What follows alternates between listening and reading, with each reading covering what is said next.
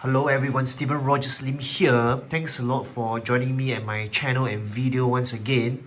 So now I have with me the War Machine from the Avengers Infinity War movie. Now pardon me there, actually this War Machine also appeared in the Avengers Endgame movie, but only briefly at the beginning when they were attacking or killing Thanos. Hopefully there's no spoilers there. So pardon me there, this movie, this figure or this War Machine, specifically the War Machine Mark IV, actually appeared both in Avengers Infinity War and Endgame itself. Now, so I think this video, right, rather than just purely review video, I think I would also like to show everyone really how to attach all the different parts on, especially the weapons, to this War Machine. So maybe before I get to the review itself, let me show you how to attach. I think the first one, or the easier one, would be these parts here, these two parts here. So they can be attached to the War Machine. Let me show it to you over here. So what you need to do is open up these two flaps. Okay, so be careful. You actually need to push them up slowly, diagonally, not to damage them. So this is how you can attach it. Now I suggest, right, you can just put it in, because it's not easy to take out. The slot is there, okay, but if you put it in firmly, you will not be able to take it out that easily. So over here, you can see, I think this is good enough for me at least, but of course it's up to individual or your own preference. Alright, so that's that. So what I can do is I can just easily pour out these two. Okay. Now, maybe the next one I will go to is this, they call it the machine gun, or they call it the mounted machine gun, which is mounted to the back. Now, what you can do, right, okay, maybe let me close these two flaps first, is it can be attached behind like this. So you need to use this line here, this gap here. Hope everyone can see it. Yep. Okay, you can insert it here. Alright, so this is how it's kept. But instead of showing how it's kept, right, I want to show everyone how you can actually use it into battling mode. So now you need to remove these two flaps first. Yeah, I think it's much clearer. Alrighty, so this is the machine gun. So this part, right, can actually swivel 360 degrees. Just gotta be careful when you are swiveling it. Yep. So you attach this part, right, to the back.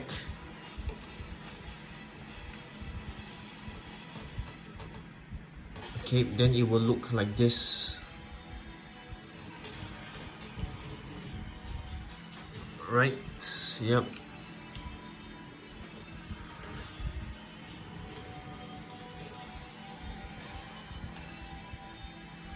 So now, this is how it looks like from the back. Right now, and for this part, right, to remove this part, you need to pluck it off gently, of course. So you can see here it reveals the hole with the 3 holes. Okay, and then you can put this in nicely. So you can see here the 3 holes. Okay, it fits in nicely to this part. Alright, maybe let me do it for the other one as well. So you gotta be careful at all times. there are many swiveling, turning parts. Just make sure, right, if you are using too much force, maybe you really are using too much force. Okay, so this is how it looks. Oh, I think I seem to have some trouble putting the machine gun in position, but I guess this is how it looks. Yep, from behind as well. So now, on to the forearms. They call it the forearms missile firing. Missile firing forearm armors. So this is the one. So what you need to do is there's a top part. You remove this top part, right? Be careful, of course, not too much force. So you can see here it reveals these two holes here. Then you can put it in. Now, take note, right? There's this a metallic part. This metallic part should face inwards, so I'm putting the wrong one. So it should be this part. This metallic part should be facing in. So in the end, it will look like this.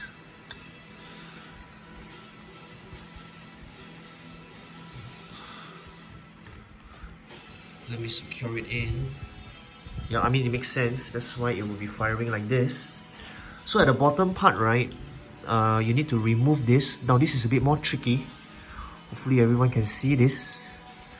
You need to remove it here. Okay. Then you put in the bottom part. So how do you know you're inserting the correct way, right? So same thing. This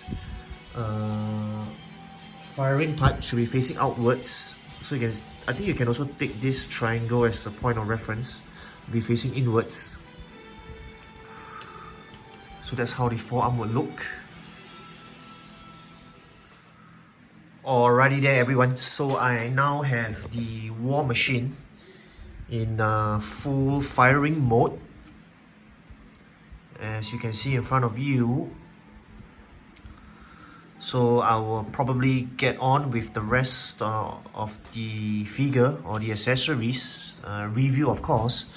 So these are the parts that I removed to put the war machine into battling mode.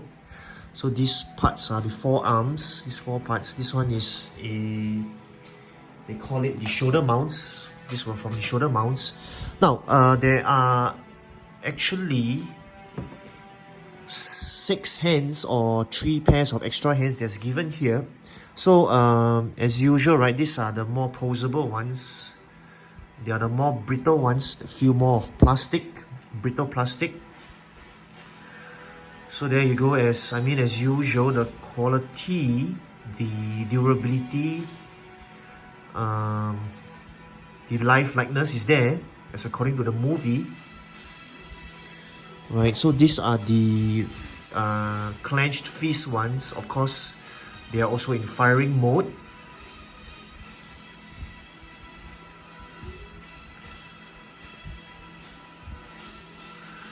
This they are feeling to me, right, more brittle. All right, similar to the ones that I just mentioned. Very different from the ones. These two are the rubbery hands. So I think I mentioned before in many of my Iron Man figures. Oh, I think there's some discoloring here. Oh no, it's a bit white here. I think maybe just need to give it a dab of black or a bit of repaint. I'm not sure myself. Yep. Probably a error there. So as I was saying, right, the two hands, they are more rubbery, right? So they are supposed to withstand the impact.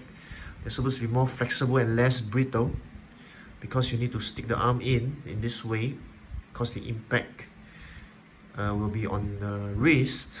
So these more rubbery arms give it a more flexible, more elastic feel, less brittle, less likely to break. Strange white spot there. Alright, so this is the head sculpt. of the War Machine. Very lifelike there. Oh my goodness, I cannot remember the actor's name. But nonetheless, I need to show everyone something here. So this is how you put on the mask or the helmet. Clip it in. And then you bring up the jaw. So that it's completely closed. So to remove it, right, you just bring down the jaw and you remove the mask. Like this, quite simple. I think it's magnetic, definitely. Clips on. Alright, so that's that, and of course it comes with a set of batteries, the usual screwdriver, mini screwdriver, or the pincer, I would call it. Sorry, there's the pincer, screwdriver, and there's this, I think this is what you call the digging stick, right? Yep, to dig up the accessories or the parts from the box, and not to damage them. This is quite a standard accessory that's given. So I think I remember calling these tongs. These are definitely too small to be tongs. These are more of pincers. Yep, this is quite standard. Now, of course, now on to the stand, right? This is the special edition version. So it comes with the Outrider diorama. It's actually, right, exactly the same as the Infinity War Captain America one. Just that this is a different color. I think I will definitely show everyone a video in my comparison video of the other Outrider diorama from the Captain America set, Infinity War, of course. Captain America from the Avengers Infinity War movie. So, okay, this is the standard U-shape or groin grabber kind of stand. Let me show it to you. So we can interchange between this Avengers stand or with this diorama. Of course, War Machine here, that's the name, that's the figure. This is quite the standard stand for the Infinity War, Avengers Infinity War line of figures. So just need to fix it in.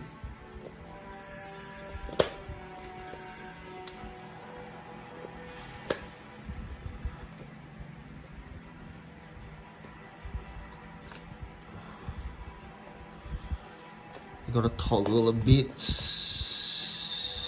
Pardon me there. Yep, got it in. So there you have it. The War Machine figure.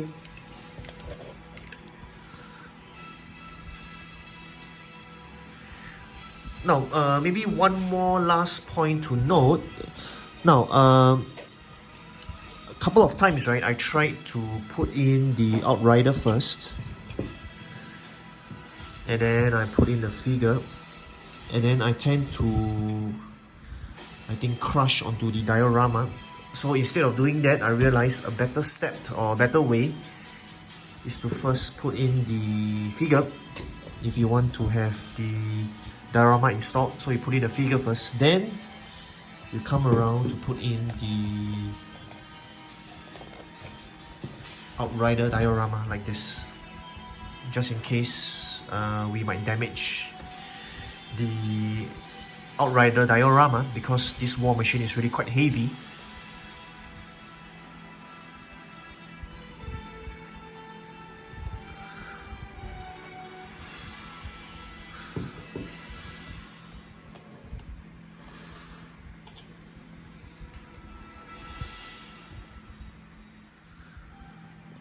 Now, pardon me, there on to the figure itself. This overall, right, the details are really there. I mean, I can't say much because this is the first War Machine I've owned. It's giving me quite a good impression though, because of his, it's really durable, die cast, and it really feels heavy. So I'm quite sure this War Machine will really last. And I think it's really up to individual to explore quite a lot of flaps around to open up. Yep. Over here, right, the flaps are also I mean, it can be swerved out open. No, I don't want to give anyone the wrong info here. Okay, I would like to think that they are flight stabilizers, but they are not. They're actually called deployable air flaps. So these are actually the air flaps. Depends on how you want to pose it. Yep. So that's how the war machine looks like from behind.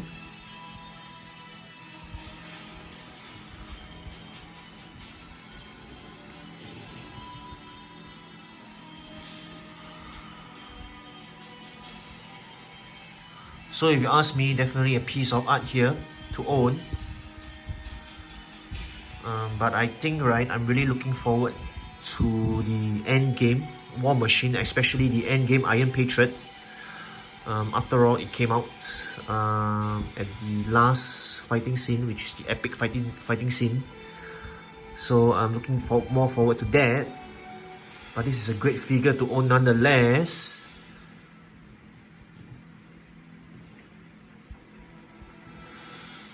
Just got to know what kind of position you want to pose or display this war machine in. Because sometimes, right, the more combinations there are, the more headache there is, especially for myself. So even right now, I don't know how I want to display or pose this in my display shelf.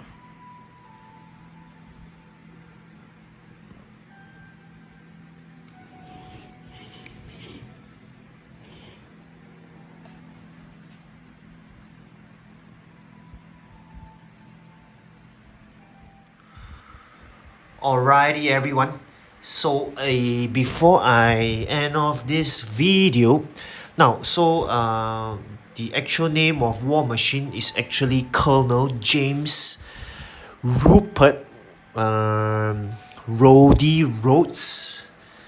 So that is his full name. I repeat, James Rupert Rhodey Rhodes. So I think Rhodey is the nickname given by Tony Stark or Iron Man himself. So that is the character's full name, real name, other than being nicknamed War Machine. And of course the actor, which I forgot earlier on, his name is Don Cheadle or Don Cheadle, pardon my pronunciation there. Don't really know how to pronounce his name. So as I was mentioning, this was a very good head sculpt, a very real lifelike head sculpt of him. And now, I mentioned previously just now on one of the more rubbery arms, there was a white spot. Now, I think it is the styrofoam. So I actually managed to strip it off. So it's all gone. And now the wrist looks perfect. There you go. So maybe a point for everyone to take note of as well, to remove the styrofoam if it gets stuck on any part of the toy or the figure or the accessories. So that's my review for this figure, and I hope everyone understood something, or it was interesting or useful enough for you to find out more about this figure. No, I think nonetheless, right, if you are a War Machine or an Avengers Infinity War Endgame fan, or even an Iron Man fan, this will definitely make a excellent, great part or great addition to your collection. If you are a Hot Toys or Avengers fan or collector. So that's all from me, Steven Rogers Lim here. Thank you so much everyone for joining me at my channel and video as usual. Thank you for watching, take care, goodbye, and as always, don't stop collecting.